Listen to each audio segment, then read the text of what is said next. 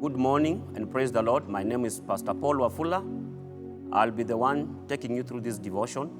And our devotion for this week will be coming from the book of 2 Peter chapter number 1, from verse 5 all the way to verse 9. And allow me to read.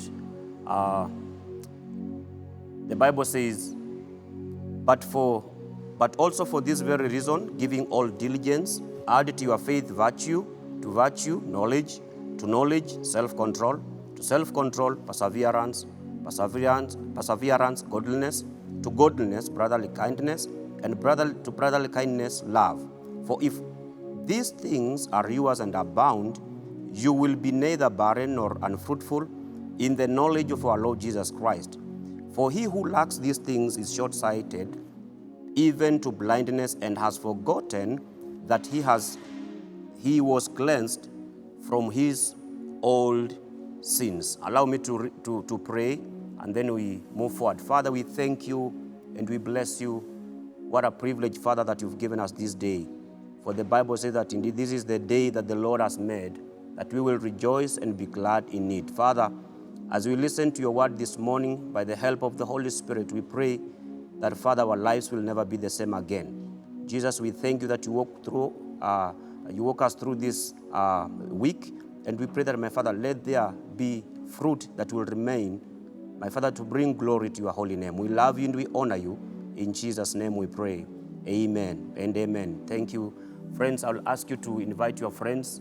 Let me ask you to invite your colleagues at work, your relatives, to listen to the word of life this morning and for this week, for that matter, in the name of the Lord. So first, 2 Peter, things here that are detailed from Peter's words. Okay, we must look at the big picture to understand the context of our further study. There are a few observations from the text that I've read, and I would like us to have a look at them. Number one, this text contains a list of character qualities for which God has made provision and for which every Christian should strive. So this is not a list of laws or duties or activities, right? But Peter,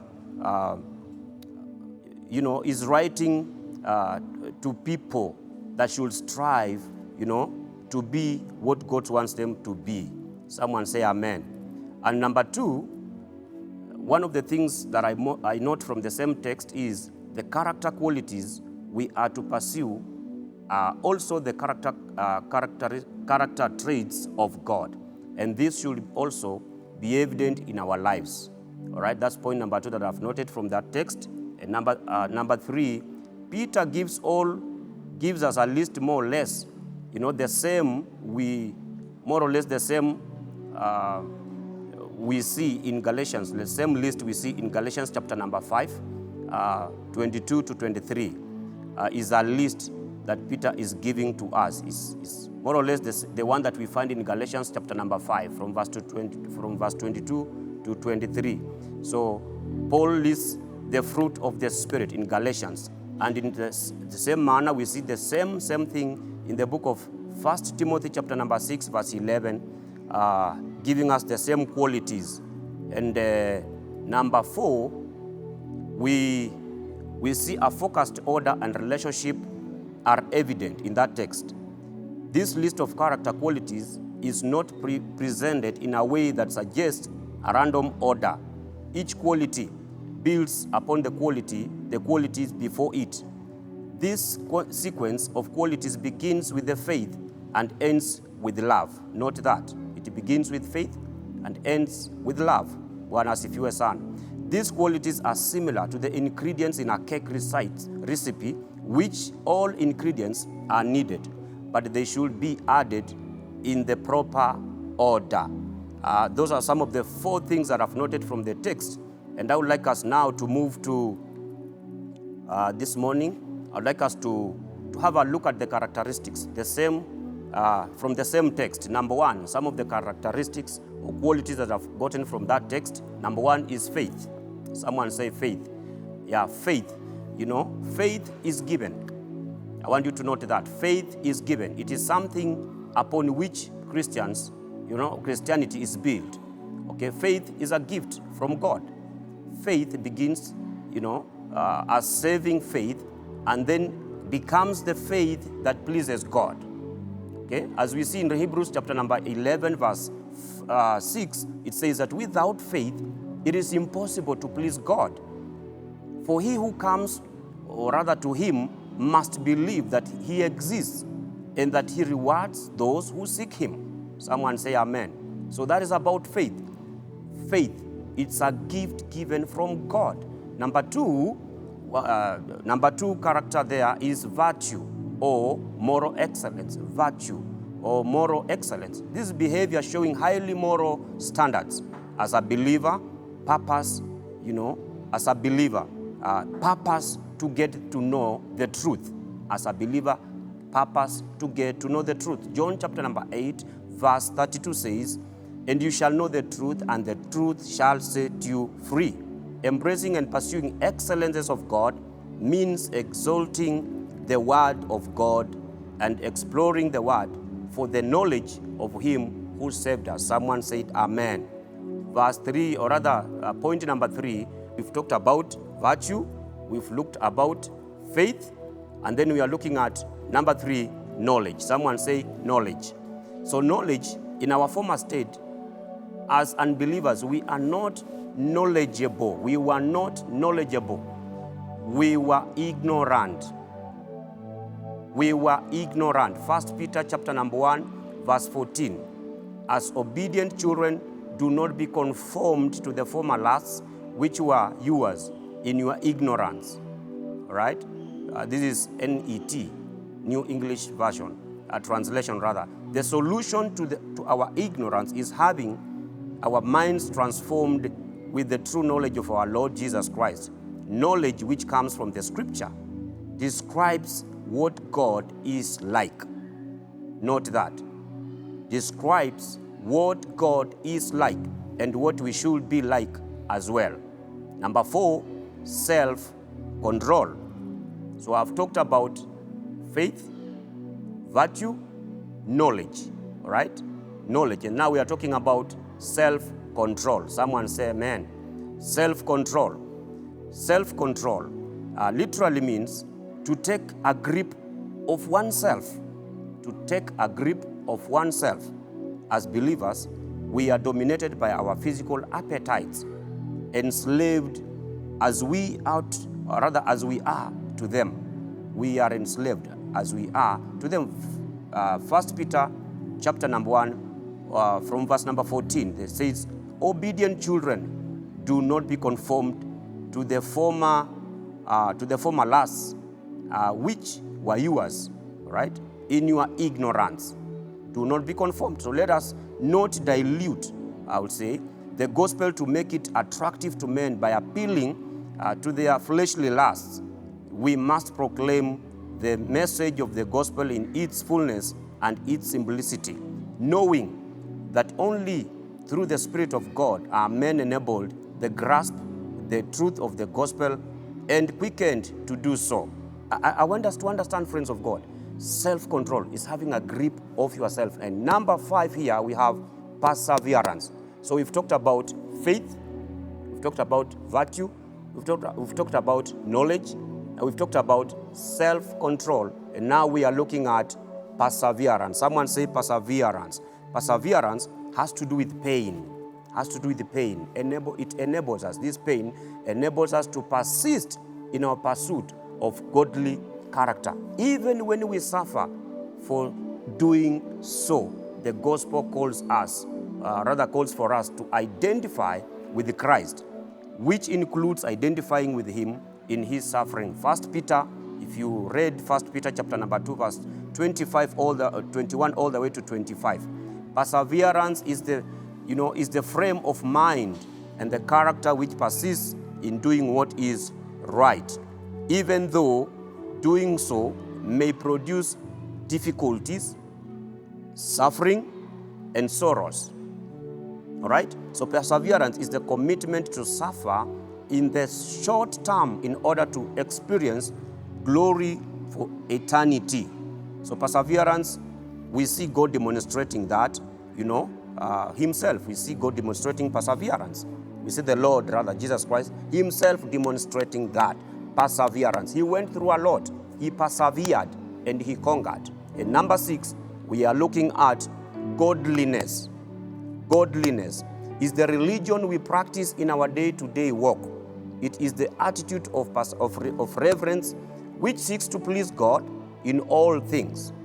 It desires a right relationship, with both God and man. That is godliness. Okay, it brings the sanctifying presence of God into all the experiences of life. When we look at Matthew chapter number 14 and then verse number 23, allow me to read it to you. It says this: "Woe to you, experts in the law, and you Pharisees, hypocrites!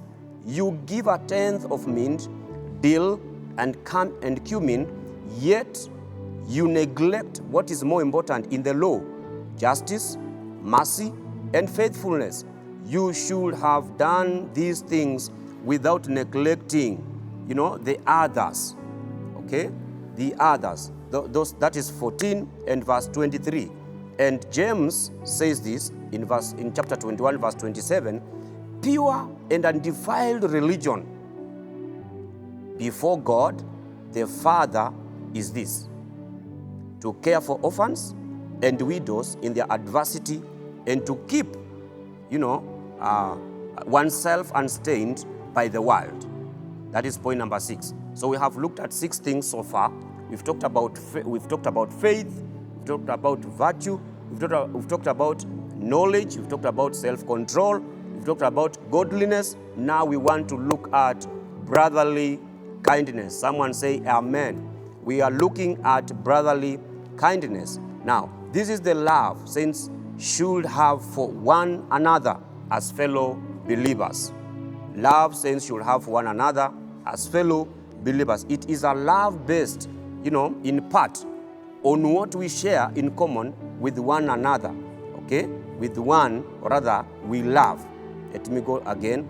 It is a love based in part as we share in common with the one we love. 1 Peter chapter number 1, verse 22, it says, "You have purified your souls by obeying the truth in order to show sincere mutual love.